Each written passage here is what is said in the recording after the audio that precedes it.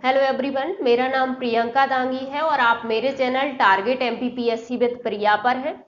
हम MPPSC mains में new syllabus जो है उसका पेपर सेकंड का पार्ट फर्स्ट कवर कर रहे हैं। अभी हमारा टॉपिक चल रहा है यूपीएससी यानी संघ लोक सेवा आयोग। संघ लोक सेवा आयोग के वीडियो हमने 3 पार्टों में बांटे हैं। पहले पार्ट में हमने उससे संबंधित जो भी उसकी पृष्ठभूमि थी, किस प्रकार से किस प्रक्रिया के तहत वो बना, और उसके बाद उससे संबंधित क्या तथ्य थे, क्या फैक्ट थे, हमने वो देखे पहले वीडियो में। दूसरे वीडियो में हमने देखे उससे संबंधित संवैधानिक प्रावधान क्या थे। अब संवैधानिक प्रावधान, चूंकि संविधान में अनुच्छेद 315 से 323 तक राज्य लोक सेवा आयोग और संघ लोक सेवा आयोग के लिए साथ साथ दिए हैं, इसलिए हमने यहाँ राज्य लोक सेवा आयोग के संबंध में भी प्रावधान देख लिए। ठीक है, जो कि हमारे प्री का टॉपिक है और मेंस में हमें मध्य प्रदेश लोक सेवा आयोग लिखा है, तो इसलिए वो भी राज्य लोक सेवा आयोग है, तो इसलिए हमारे लिए यहाँ भी इंपॉर्टेंट हो जाता है। अब इस वीडियो में हम ये कवर करेंगे कि इस टॉपिक से हमारे मेंस में क्या क्वेश्चन बन के आएंगे। तो इस तरह के 3 क्वेश्चन बनने की बहुत संभावना होती है, इनफैक्ट बनते ही हैं। पहला है संघ लोक सेवा आयोग यानी यूपीएससी के कार्य, जो कि हमने आर्टिकल 320 में छोड़े थे।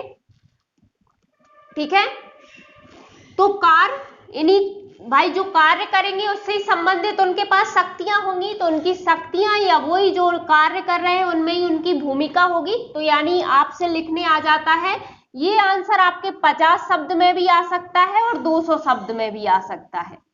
ठीक है, तो हम इसे 200 शब्द के हिसाब से ही कवर करेंगे। यदि 50 शब्द में आए तो आप उसे संक्षिप्त कर देना। ठीक है, तो इस तरह से क्वेश्चन आया भी है और आगे भी आ सकता है। ठीक है, दूसरा क्वेश्चन हमारा है संघ लोक सेवा आयोग एक स्वतंत्र निकाय है, स्पष्ट करें। है ना, या ऐसे भी आ सकता है कि यूपीएससी के स्वतंत्रता या निष्पक्षता संबंधी प्रावधान लिखिए। ये ज्यादातर आपको 50 शब्द में आ सकता है। इस तरह के क्वेश्चन 50 शब्द में पूछे जाते हैं, मतलब लघु उत्तर ये जो क्वेश्चन होते हैं उनमें आ जाता है ये, है ना। फिर भी हम इतनी वर्ड लिमिट देखने की कोशिश करेंगे कि यदि 200 शब्द में भी आए तो भी हम लिख सकें। भाई संविधान में जो दिया है वो तो हम सारे ही पॉइंट देखेंगे, जितने 50 शब्द में आ जाए चाहे 200 शब्द में आ जाए, है ना। तो ये क्वेश्चन यही होगा। हो सकता है इसे किसी भी तरह घुमा के पूछ लिया जाए, पर आप इस क्वेश्चन को आप समझ जाना कि आपसे स्वतंत्रता संबंधी प्रावधान पूछ रहा है, तो वो आप लिखना। तीसरा क्वेश्चन है हमारा संघ लोक सेवा आयोग की आलोचना या सीमाएं। ठीक है, ये भी 50 शब्द के हिसाब से, भाई जितनी आलोचनाएं हैं वो तो हम देख ही लेंगे 50 शब्द के हिसाब से, या 200 शब्द के हिसाब से ये आ सकता है, तो ये भी हम उसी हिसाब से देखेंगे। ठीक है, क्वेश्चन मेन 3 यही बनेंगे। आप अच्छे से शब्द समझ लेना उसके कि वो पूछना क्या चाह रहा है। हो सकता है वो थोड़ा बहुत घुमा दे, जैसे इसमें लिख दे कि भाई संघ लोक सेवा आयोग को जितनी संविधान में कल्पना की गई है उस हिसाब से उसे शक्तियां प्राप्त नहीं है, है ना। तो इसका मतलब क्या है कि हमें उसकी आलोचना ही करनी है, उसे क्या शक्तियां, उस पर क्या सीमाएं हैं ये हमको बताना है ना। या समालोचना लिखने आ जाएगा, तो समालोचना पहले हम यहाँ से उसके कार्य या भूमिका से उसके महत्व या विशेषताएं निकाल के लिख देंगे और बाद में उसकी आलोचना कर देंगे। ठीक है, तो क्वेश्चन यहीं से आएंगे, बस आपको समझना है अच्छे से कि क्वेश्चन क्या पूछ रहा है आपसे। ठीक है, चलिए स्टार्ट करते हैं। हम पहला क्वेश्चन नंबर फर्स्ट से ही स्टार्ट करेंगे। हम इसके कार्य, शक्तियां, भूमिका देखेंगे। चलिए, पहला क्वेश्चन हमारा क्या था कि हम यूपीएससी के कार्य या उसकी भूमिका या उसकी शक्तियां देख रहे हैं। तो ये हमारा पहला क्वेश्चन है। इसके कार्यों में इसका पहला कार्य क्या है कि यह यानी यूपीएससी अखिल भारतीय सेवाओं, अखिल भारतीय सेवाएं आपको पता होंगी 3 है हमारे यहाँ, आईपीएस, आईएएस और आईएफएस। ठीक है, वैसे ये आपको पिछले सिलेबस में जो है टॉपिक थे केंद्रीय सेवाएं, लोक सेवाएं, लेकिन अब नहीं है ना। तो इसलिए मैं बता रही हूं क्योंकि 3 नंबर में इस तरह से क्वेश्चन लिखने भी आ गया था कि अखिल भारतीय सेवाएं कौन कौन सी हैं लिखिए, है ना। तो वो आपको पता होनी चाहिए। तो अभी वर्तमान में 3 ही है हमारे यहाँ। ठीक है, आईएएस, आईपीएस और आईएफएस, है ना। तो ये फॉरेस्ट सर्विस वाला आईएफएस है ना, फॉरेन सर्विस वाला नहीं है, ठीक है। तो ये अखिल भारतीय सेवाओं, केंद्रीय सेवाओं, है ना। केंद्रीय सेवाओं में भी ग्रुप ए और ग्रुप बी, ठीक है, 4 ग्रुप में बटी हुई होती हैं केंद्रीय सेवाएं जो होती हैं, यानी अखिल भारतीय सेवाएं अलग है, केंद्रीय सेवाएं अलग होती हैं, है ना। तो इसमें जो ग्रुप, इसमें 4 ग्रुप में बटी है, ए बी सी डी। तो जो इसमें भी जो ग्रुप ए और बी के जो अधिकारी होते हैं उनके लिए, और केंद्र शासित प्रदेशों की लोक सेवाओं में नियुक्ति हेतु परीक्षाओं का आयोजन करता है। तो इसका मेन काम है। ये मतलब यदि हम एक लाइन में यूपीएससी को लिखें तो हम क्या लिखेंगे कि एक केंद्रीय भर्ती अभिकरण है, ठीक है। मेन तो इसे एग्जाम कंडक्ट कराने के लिए ही बनाया गया था ना। तो ये एग्जाम किस किस का कंडक्ट कराता है? अखिल भारतीय सेवाओं तीनों का, यानी आईएएस, आईपीएस और आईएफएस, इन तीनों के लिए जो परीक्षाएं होती हैं उनका, केंद्रीय सेवाओं में ग्रुप ए और ग्रुप बी वालों के लिए, और केंद्र शासित प्रदेशों की लोक सेवाओं के लिए। भाई केंद्र शासित प्रदेश में भी तो लोक सेवक होंगे ना, वहां का प्रशासन चलाने के लिए तो होगा ना। अब हमने अभी जब देखा था अनुच्छेद 315 से 323 तक, तो उसमें कहा गया था कि प्रत्येक राज्य के लिए लोक सेवा आयोग होगा। फिर केंद्र शासित प्रदेशों का क्या? हमसे तो हाईकोर्ट की तरह ये भी नहीं कहा गया कि किसी हाईकोर्ट का जैसे न्याय क्षेत्र केंद्र शासित प्रदेशों में होता था, तो यहाँ तो हमसे ऐसा भी नहीं कहा गया है कि किसी राज्य लोक सेवा आयोग केंद्र शासित प्रदेशों का भी क्या कराएंगे, परीक्षाएं कराएंगे, नहीं कहा गया है ना। तो वहां कौन करा रहा है? ये यूपीएससी ही कराता है, ठीक है। पहला काम इसका ये हो गया, क्लियर है। अब यूपीएससी का दूसरा कार्य क्या है कि यूपीएससी, अच्छा जब मेंस में आप लिखोगे तो हिंदी मीडियम वाले इस तरह से शब्द, ये इंग्लिश में वर्ड यूज मत करना, है ना। यदि आपको शॉर्ट में लिखना है तो आप यूपीएससी इस तरह से लिख सकते हो, या फिर आप संघ लोक सेवा आयोग पूरा ही लिखिए। नोट्स में भले ही आप इस तरह से लिख लीजिए। तो यूपीएससी 2 या 2 से अधिक राज्यों के अनुरोध पर किसी विशेष अर्हता, है ना, मतलब कोई विशेष योग्यता वाले अभ्यर्थियों के लिए संयुक्त भर्ती की योजना या प्रवर्तन में सहायता करता है। देखिए, राज्यों के लिए लोक सेवा आयोग की भर्ती के लिए उनका अपना लोक सेवा आयोग होगा, ये हमने देखा था संवैधानिक प्रावधानों में। लेकिन यहाँ इसके यूपीएससी के कार्यों में ये कहा है कि यदि 2 या 2 से अधिक राज्य ऐसा अनुरोध करते हैं कि उन्हें भाई कोई स्पेशल योग्यता वाले कोई अभ्यर्थी चाहिए, तो उनके लिए आप संयुक्त भर्ती बनाने की आप योजना बनाओ या उसको लागू करने में हमारी सहायता करो, तो ये कर सकता है, ठीक है। यदि 2 या 2 से अधिक राज्य अनुरोध करते हैं तो, ठीक है। तो ये भी इसके कार्य में आ जाता है। चलिए आगे देखते हैं।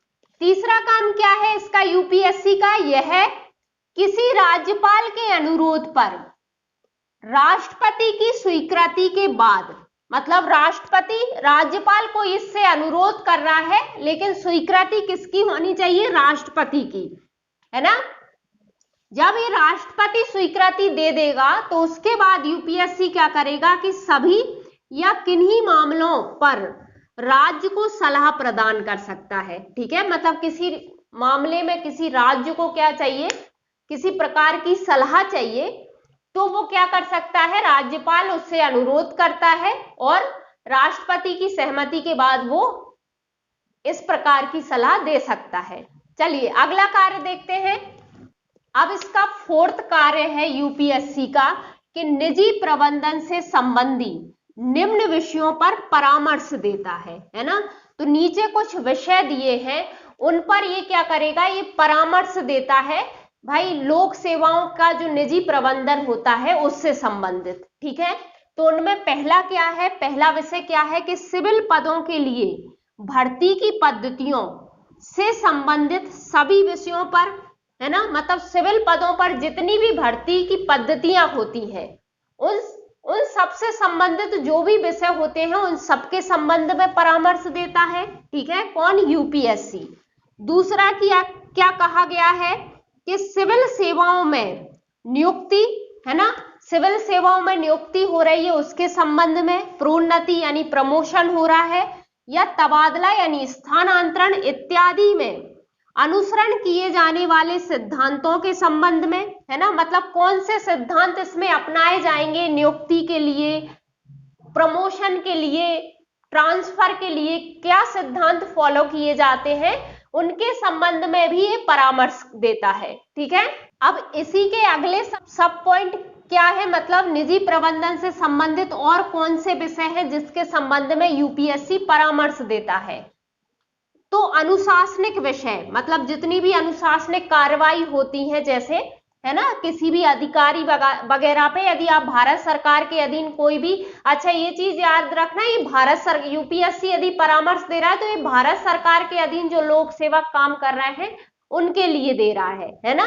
तो भारत सरकार के अधीन जो भी लोक सेवक काम कर रहे हैं उनके जितनी भी अनुशासनिक विषय होते हैं, जैसे निंदा यदि किसी काम की उनकी करना है, वेतन वृद्धि पर रोक लगाना है, किसी को बर्खास्त करना है, पद अवनति भी होती है ना, तो पद अवनति करना है आदि के बारे में क्या करता है, ये यूपीएससी परामर्श देता है। ठीक है, और क्या करता है, अगला कौन सा विषय है जिसके बारे में परामर्श देगा, तो सिविल सेवकों द्वारा अपने कर्तव्यों के निष्पादन के अंतर्गत उसके विरुद्ध विधिक कार्रवाइयों की प्रतिरक्षा में उसके द्वारा खर्च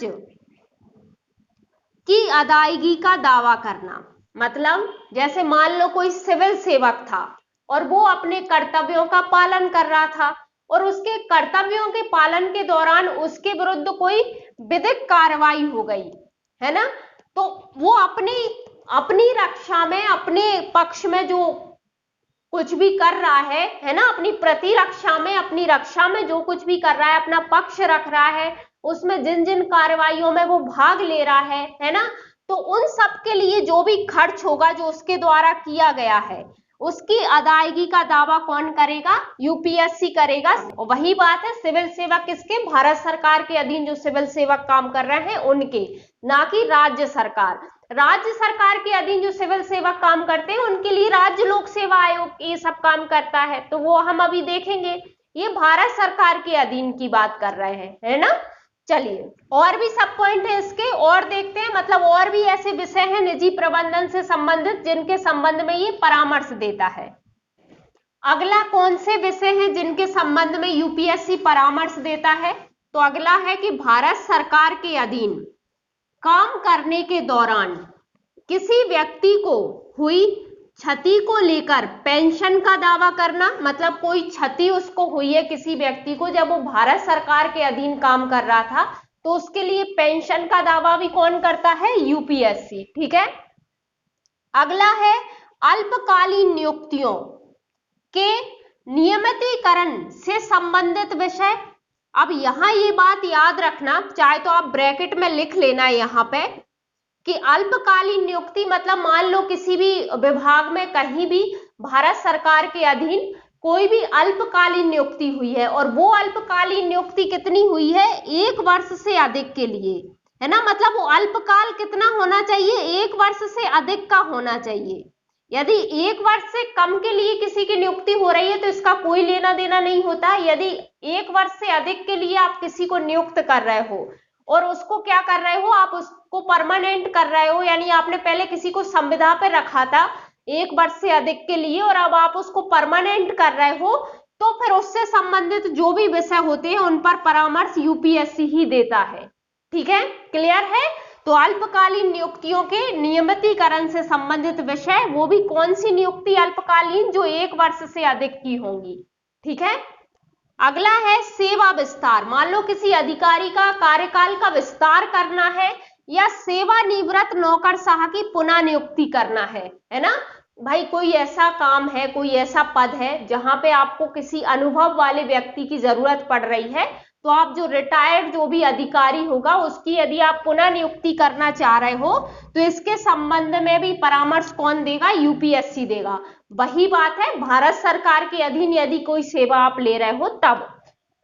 ठीक है, तो सेवा विस्तार करना है या किसी नौकरशाह की फिर से नियुक्ति करनी है रिटायरमेंट के बाद, ऐसे कोई मामले के बारे में, ऐसे संबंधी जो भी मामले होते हैं उसमें भी आपको यूपीएससी ही परामर्श देता है ना। और लास्ट है अन्य विषय निजी प्रबंधन से के संबंध में, है ना। निजी प्रबंधन के संबंध में और भी जितने भी विषय होते हैं, भाई हमें तो 200 शब्द लिखने थे इसलिए हमने इतने लिख लिए, है ना। तो इसमें हमारे 200 शब्द हो जाएंगे, इसलिए बाकी और भी जो निजी प्रबंधन से संबंधित विषय होते हैं वो सब के बारे में परामर्श कौन देता है? यूपीएससी, है ना। चलिए, ये हो गए यूपीएससी के मुख्य कार्य क्या थे, है ना। मुख्य जो भी कार्य थे हमने देख लिए हैं। इसे आप शॉर्ट में जो जितने भी कार्य आपके 50 शब्द में निकल के आए वो 50 शब्द में यदि लिखने आता है तो वो लिख देना, है ना। मतलब आप 4 मेन पॉइंट तो लिख ही देना और बाकी निजी प्रबंधन से संबंधित कुछ 1-2 मामले जोड़ देना, है ना। चलिए, तो ये हो गए आपके कार्य। अब अगला क्वेश्चन हमारा था कि उसके स्वतंत्रता के क्या प्रावधान है, तो हम वो देख लेते हैं। ठीक है,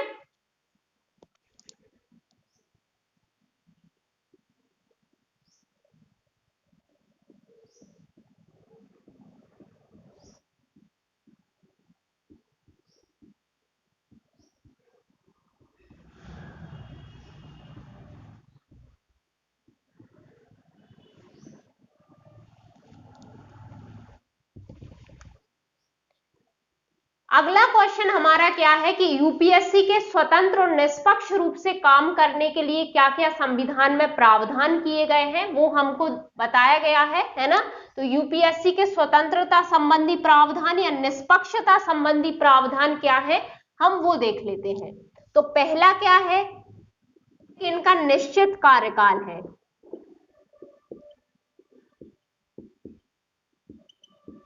अब देखो, जहां से आपके एक क्वेश्चन से 2 क्वेश्चन तैयार हो जाएं तो हमारे लिए अच्छा ही है ना। ऐसे तो यहां से हमें संघ लोक सेवा आयोग के स्वतंत्रता संबंधी प्रावधान भी मिल जाएंगे और यदि राज्य लोक सेवा आयोग के लिखने आए तो वो भी मिल जाएंगे। इन्हीं पॉइंट से आप उनके भी प्रावधान बना सकते हो, कैसे वो अभी अपन देखते हैं, है ना। तो पहला है हमारा निश्चित कार्यकाल। तो यदि हम संघ लोक सेवा आयोग के बारे में बात कर रहे हैं तो भाई इसमें हम क्या लिखेंगे कि जो यूपीएससी है के सदस्य व अध्यक्ष 6 वर्ष या 65 वर्ष की आयु तक अपना पद धारण करते हैं।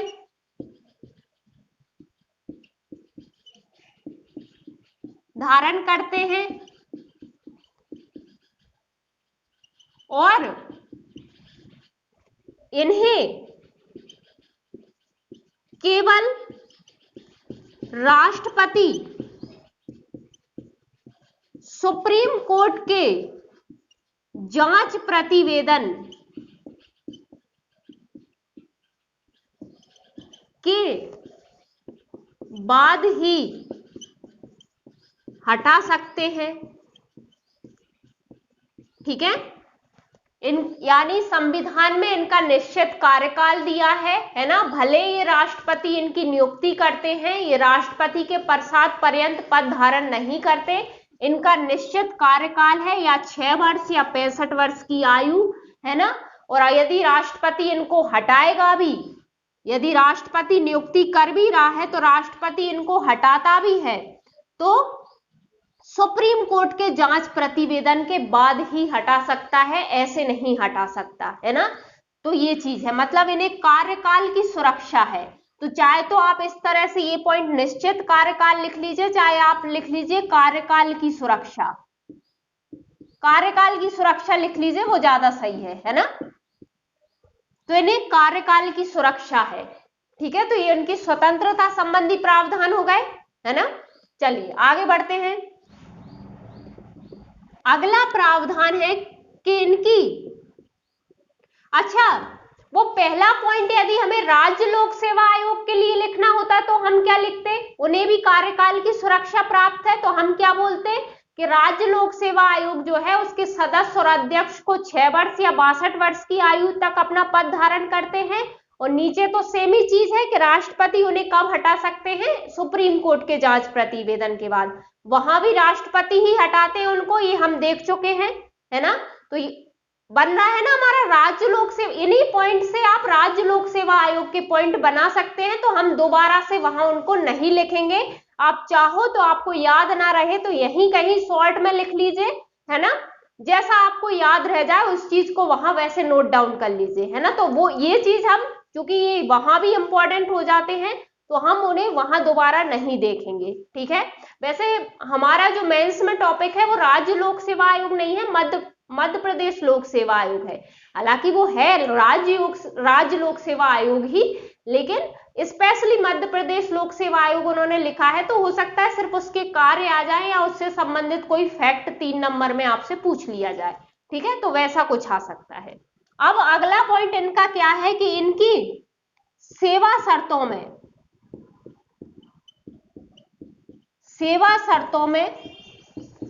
नियुक्ति के बाद कोई अलाभकारी परिवर्तन नहीं किया जा सकता।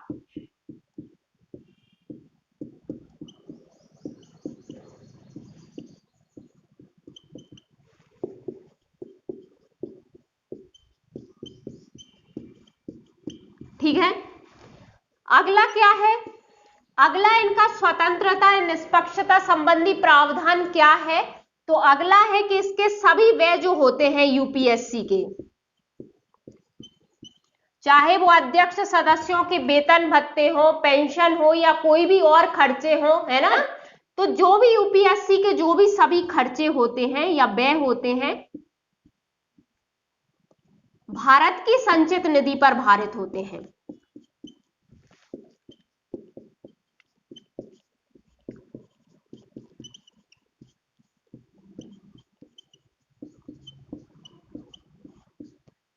अब ये इनकी स्वतंत्रता संबंधी प्रावधान कैसे हुआ, तो हम इस बारे में जिक्र कई बार कर चुके हैं कि जहां भारत की या राज्य की संचित निधि पर कोई भी व्यय भारित होता है तो उसका मतलब ये होता है कि जब बजट में उसका प्रावधान किया जाता है तो इस पे मतदान नहीं होता, तो यानी कोई कटौती प्रस्ताव वगैरह कुछ नहीं आ सकते, सिर्फ चर्चा हो सकती है, मतदान नहीं होता, ये आते हैं और ऐसे के ऐसे पारित हो जाते हैं, ठीक है। यदि यही चीज हमको राज्य लोक सेवा आयोग के बारे में लिखनी होती तो इस पॉइंट में हम यही लिखते कि इनकी सेवा शर्तों में नियुक्ति के बाद कोई अलाभकारी परिवर्तन उनकी में भी नहीं होता, है ना, तो हम ये पॉइंट वहां ऐसे ही लिखते। इसमें हम लिखते कि राज्य लोक सेवा आयोग के सभी व्यय राज्य की संचित निधि पर भारित होते हैं, ठीक है, यहां भारत की संचित निधि की जगह राज्य की संचित निधि पर भारित होते हैं, क्लियर है। चलिए अगला इनका स्वतंत्रता या निष्पक्षता संबंधी प्रावधान कौन सा है कि जो यूपीएससी का अध्यक्ष होता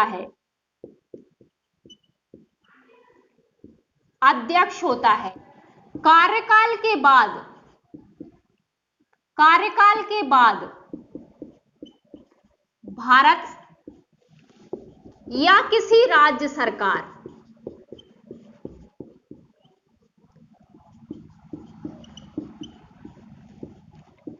के अधीन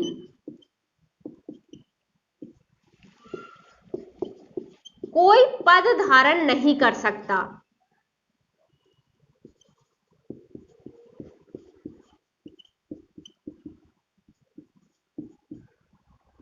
ठीक है, मतलब यूपीएससी का जो अध्यक्ष था, हमने अनुच्छेद जब 319 देख रहे थे तब हम पहले ही देख चुके हैं कि जो यूपीएससी का अध्यक्ष था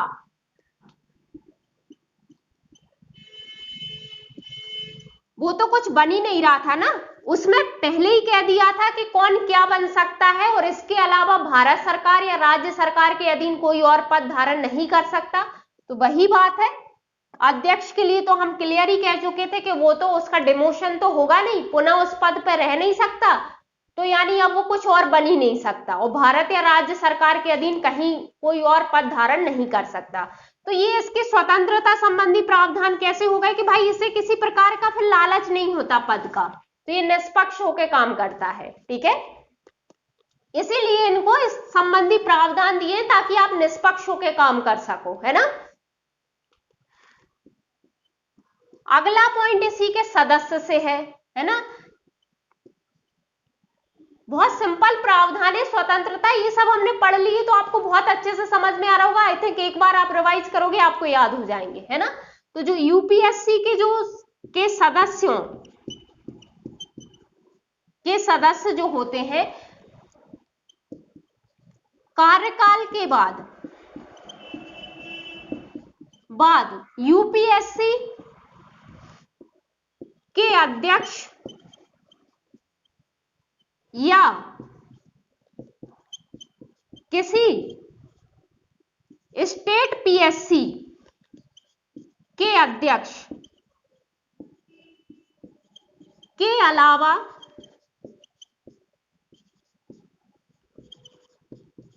भारत या किसी राज्य सरकार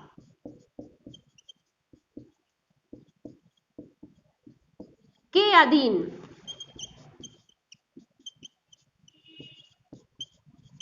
कोई पद धारण नहीं करेगा।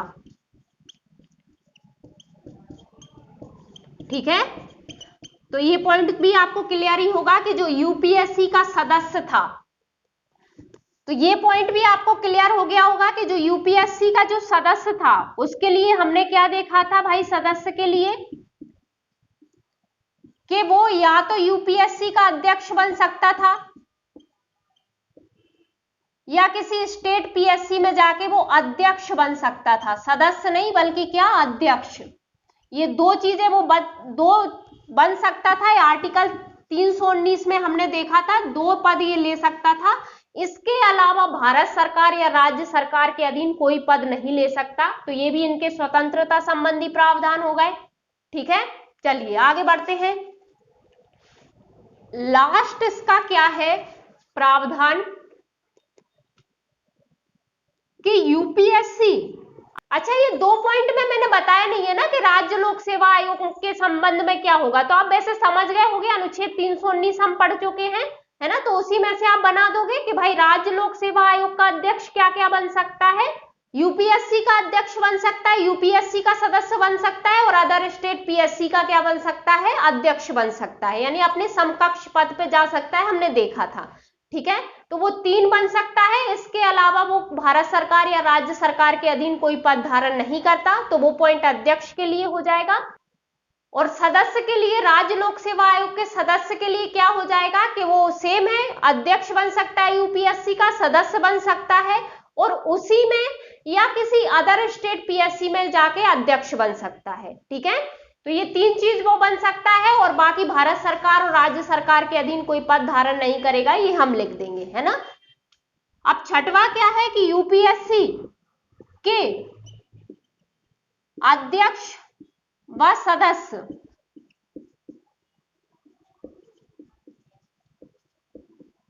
कार्यकाल पूरा होने के बाद पुनः उसी पद पर नियुक्त नहीं हो सकते।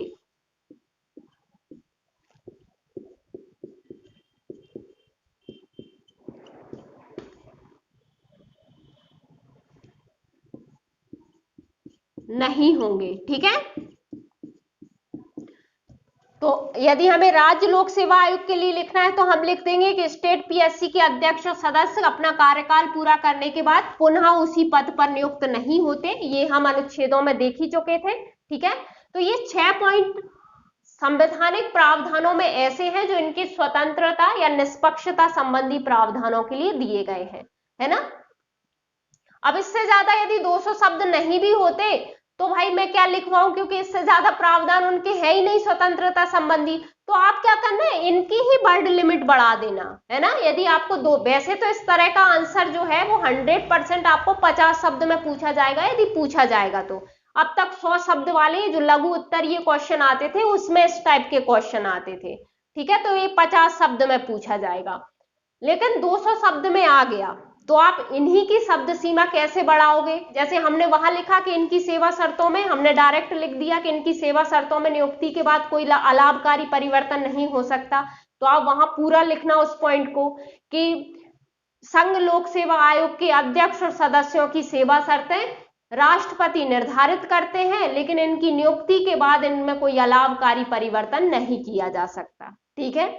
अगला पॉइंट जैसे हमने लिखा था इनकी व्यय संचित निधि पर भारित होते हैं, तो उसको भी, यदि उस पॉइंट का भी हमको विस्तार करना होगा तो हम क्या लिखेंगे कि संघ लोक सेवा आयोग के अध्यक्ष और सदस्य जो होते हैं उनके वेतन, भत्ते, पेंशन और अन्य सभी प्रशासनिक व्यय जो है वो भारत की संचित निधि पर भारित होते हैं, है ना।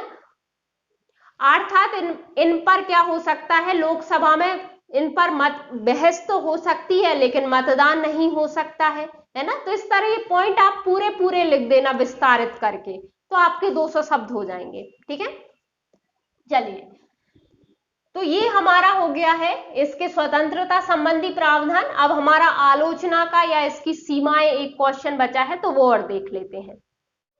चलिए, अगला क्वेश्चन हमारा अब क्या बचा है लास्ट के, यूपीएससी पर सीमाएं क्या है, यूपीएससी के कार्य क्षेत्र की सीमाएं क्या क्या है, या हम एक कह सकते हैं कि यूपीएससी की आलोचना कीजिए। भाई जहां उसके कार्य क्षेत्र पर सीमाएं लग रही हैं उन्हें हम आलोचना के रूप में इस्तेमाल कर सकते हैं, और आलोचक करते भी हैं कि भाई यहाँ इन कार्यों पे इसका विस्तार नहीं है, ऐसा करके उसकी आलोचना कर सकते हैं। तो हम, यदि हमारे पास क्वेश्चन आता है कि यूपीएससी के कार्यों की आलोचना कीजिए या यूपीएससी की भूमिका की आलोचना कीजिए, है ना, तो हम उस तरह का कोई क्वेश्चन आता है तो हम इन बिंदुओं को उसमें लिख सकते हैं, ठीक है।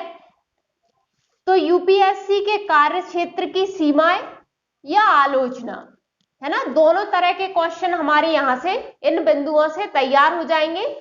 ये क्या है, सीमाएं इनकी क्या है या आलोचना क्या है इनकी, तो वो देखते हैं। तो पहली है कि लोक सेवाओं में पिछड़ी जातियों या एससी एसटी, है ना, तो जो भी पिछड़ी जाति होती हैं या फिर हम एससी एसटी भी कह सकते हैं, है ना, तो इनको आरक्षण देने संबंधी मामले में इसकी सीमाएं निर्धारित की है। मतलब इसका कार्यक्षेत्र इनके आरक्षण देने में नहीं होता भाई, तभी तो सरकार आरक्षण घोषित करती है, उसके नियम कानून बनाती है ना। तो भले यूपीएससी क्या कर रहा है, लोक सेवाओं में नियुक्ति कर रहा है, लेकिन वो किसी को आरक्षण देने से संबंधित उसका कोई अधिकार नहीं है, ये उसके कार्य क्षेत्र की सीमा है ना। तो यदि हमें आलोचना भी लिखना होगा तो इसी बिंदु को हम उसमें भी लिख सकते हैं कि भाई भले ही लोक सेवाओं में या लोक सेवकों की नियुक्ति कौन करती है, यूपीएससी करती है, लेकिन किसी पिछड़ी जातियों को या एससी एसटी जो होती हैं उनको क्या है कि इनको आरक्षण देने संबंधी इसके पास कोई अधिकार नहीं होता, ठीक है। चलिए, अगला क्या है इसकी सीमा या इसकी आलोचना, अगला क्या लिख सकते हैं कि उच्च राजनयिक पद जो होते हैं, ठीक है, उच्च राजनयिक पद होते हैं या केंद्रीय सेवाओं के ग्रुप सी और डी के अधिकतर पद। हमने क्या देखा था जब हम इसके कार्य देख रहे थे, तो हमने क्या देखा था कि ये केंद्रीय सेवाओं में ग्रुप ए और बी के अधिकारियों के लिए भर्ती परीक्षा करवा रहा था, लेकिन यहाँ जो ग्रुप सी और डी के अधिकतर पद जो होते हैं उन पर जो चयन होता है उसमें यूपीएससी का कोई हस्तक्षेप नहीं होता। मतलब उच्च राजनयिक पद जो भी होते हैं, है ना, उनमें, और ग्रुप सी और डी के अधिकतर पद जो होते हैं उनमें जो चयन होते हैं उसमें यूपीएससी का हस्तक्षेप नहीं होता। भाई यहाँ तो हम देख रहे थे ना कि यूपीएससी लोक सेवा, अखिल भारतीय सेवाओं और केंद्रीय सेवाएं जो थी उनके लिए क्या कर रहा था, उनकी नियुक्ति, स्थानांतरण, उनकी प्रोन्नति, सबके लिए सिद्धांत नियम निर्धारित कर रहा था, इससे परामर्श लिया जा रहा था उन लोक सेवाओं के प्रबंधन में, है ना, वहां तो ये सब काम करता है।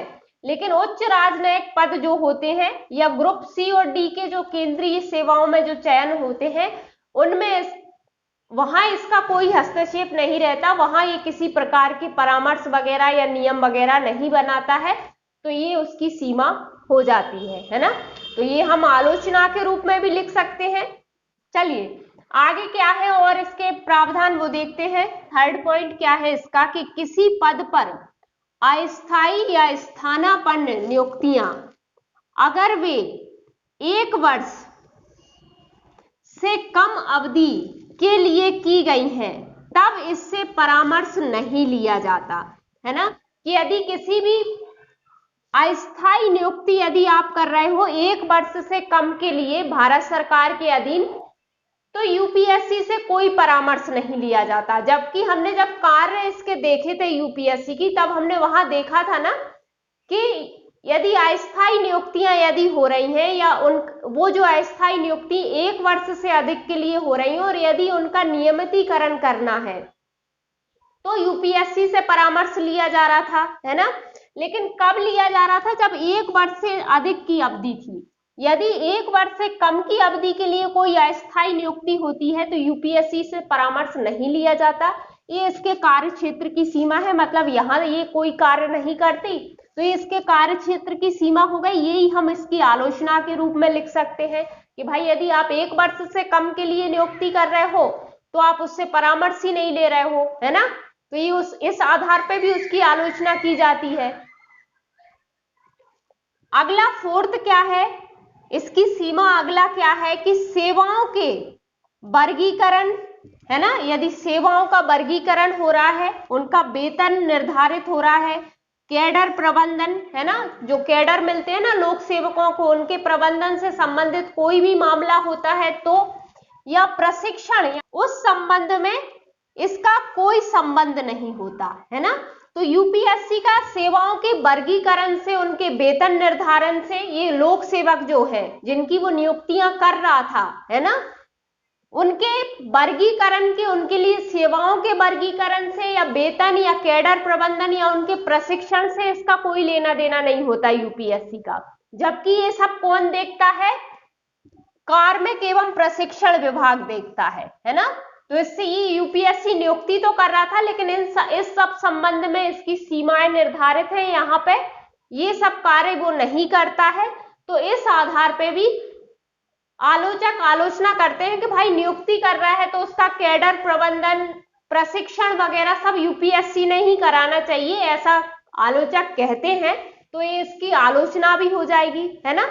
अच्छा, तो वैसे तो ये क्वेश्चन हमारा 50 शब्द में पूछे जाने की ज्यादा संभावना है, लेकिन यदि मान लो ये 200 शब्द में आ गया तो ये 4 पॉइंट तो जो आलोचक जिनकी सीमाएं हैं उनके आधार पर ज्यादा से ज्यादा आलोचक जो है उनकी आलोचनाएं करते हैं, वो हमने देख लिए, है ना। लेकिन यदि 200 शब्द में आ गया तो ये 4 पॉइंट तो सफिशियंट होंगे नहीं, है ना। तो अपन क्या करेंगे, अपन बहुत सारी आलोचनाएं अभी अपन को सुनने को मिलती है। जैसे आपने सुना होगा अभी अभी एक मुद्दा बहुत चल रहा था कि भाई इंग्लिश मीडियम का रिजल्ट बहुत अच्छा है यूपीएससी में, उसकी अपेक्षा हिंदी मीडियम का उतना अच्छा नहीं है, है ना। जब सीसेट जोड़ दिया गया था तब कहा जा रहा था कि एक वर्ग विशेष को फायदा मिल रहा है उससे, है ना। मतलब जो स्टूडेंट ऐसे आते हैं, इंजीनियर वगैरह होते हैं, उनकी मैथ्स रीजनिंग बहुत अच्छी होती है, इसलिए वो उसमें अच्छा स्कोर कर लेते हैं। जबकि जो इस क्षेत्र से आते हैं आर्ट्स वगैरह, वो लोग क्या करते हैं, वहां पे अच्छा स्कोर नहीं कर पाते हैं, इसलिए उसको सीसेट को सिर्फ क्वालिफाई रखा गया है सॉरी, तो इसलिए सीसेट को वहां क्वालिफाई रखा गया है अब, है ना। तो इस तरह से जो भी आलोचनाएं आपकी निकल के आ रही है कि भाई समय पे परीक्षाएं नहीं हो पाती, अभी अभी एक वो चल रहा है कि भाई महामारी के चक्कर में क्या हुआ था, इसका शेड्यूल बिगड़ गया था, तो आप उनको एज रिलैक्सेशन भी दो या उनको एक्स्ट्रा अटेम्प्ट दो, ये भी मुद्दा उठ के आ रहा है ना। तो इस तरह की जो न्यूज़पेपर में हम आए दिन कोई ना कोई सुनते ही रहते हैं, कुछ ना कुछ। तो इस तरह से हम और बाकी के पॉइंट हम अपने आधार पर अपन आपको जो लगता है कि हाँ भाई यूपीएससी की कार्य पद्धति में इस तरह की भी कमियां हैं, तो आप उनको आलोचना बना के लिख सकते हो, ठीक है। तो ये हमारे हो गए संघ लोक सेवा आयोग से जो भी हमारे मेंस में क्वेश्चन बनने की संभावना है वो सारे हमने कवर कर लिए हैं। अगला टॉपिक है हमारा मध्य प्रदेश लोक सेवा आयोग मेंस में, और प्री में राज्य लोक सेवा आयोग लिखा हुआ है तो एक ही बात है ना हम, लेकिन वैसे भी राज्य लोक सेवा आयोग में भी हम सिर्फ मध्य प्रदेश के विशेष संदर्भ में देखते। अब अगले वीडियो में हम ये देख लेंगे कि वहां से मध्य प्रदेश लोक सेवा आयोग मेंस का जो हमारा टॉपिक है वहां से हम उसके संबंधित जो भी फैक्ट निकल के आएंगे वो भी देख लेंगे, और क्या क्वेश्चन वहां से बन सकते हैं उनको भी हम देख लेंगे, है ना। थैंक यू सो मच ये वीडियो देखने के लिए। आई होप आपको ये वीडियो पसंद आ रही होंगी, आपके लिए हेल्पफुल होंगी, और यदि आपको ये पसंद आ रही है तो आप प्लीज इन्हें लाइक कीजिए, शेयर कीजिए और चैनल को सब्सक्राइब कीजिए। Thank you so much.